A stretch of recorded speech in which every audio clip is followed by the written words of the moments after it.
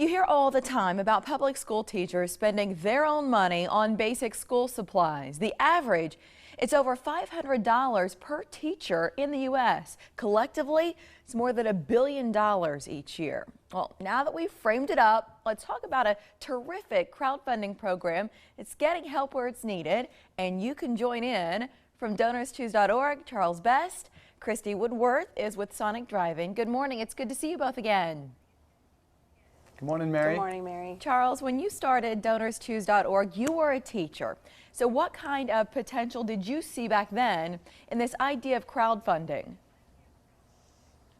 Well, I was one of the teachers that you just alluded to, Mary, who was spending their own money on school supplies. So were my colleagues. We would talk in the teacher's lunchroom about books that we wanted our students to read and a field trip we wanted to take them on, a pair of microscopes we needed for a science experiment.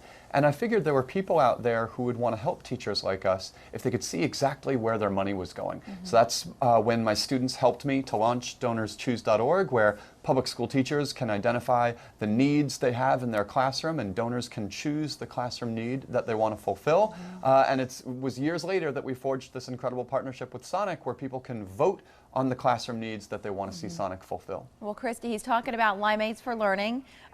We've discussed this on the air before, but I don't want to assume everybody watching gets it. So would you describe this initiative for our viewers and really what you're trying to do, not just now, but if we look a few years down the road?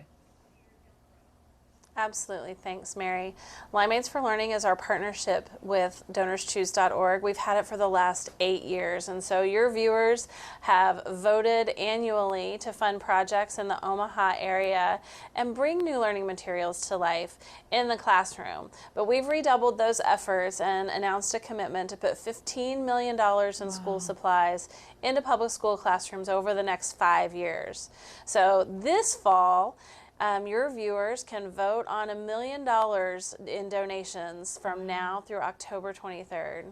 What are teachers asking for? I'm thinking about technology, and those requests probably evolve from year to year. What are you noticing right now?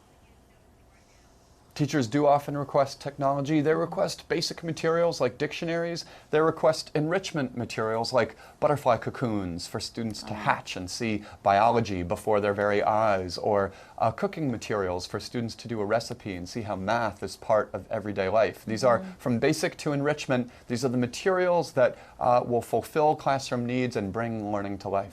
Charles, this idea of having the right tools in the classroom, since you were there, you were one of these teachers. I mean, was it a matter of piecing stuff together and not feeling like you were really getting the message across? Or on this idea of right tools, why is this critical? Well, we were kind of hacking our way through a proper classroom, but we really think that teachers on the front lines know their kids better than anybody else in the school system, and if we can ask them to identify the materials, the tools that their students need most, we will be making just the right decisions. Okay, so if we get nothing else across in this conversation, I want to make sure our viewers know how they can join in. So where do you send them online to support the initiative? Mary, your viewers can go to limeadesforlearning.com, search for a project, and vote every day until October 23rd. It's a great way to rally around teachers in their communities. And boy, they deserve it. We love our teachers here in our area, guys. Thank you for joining us, Charles and Christy. It's good to see you again. Thank you, Mary. Great to see you. Good to see you.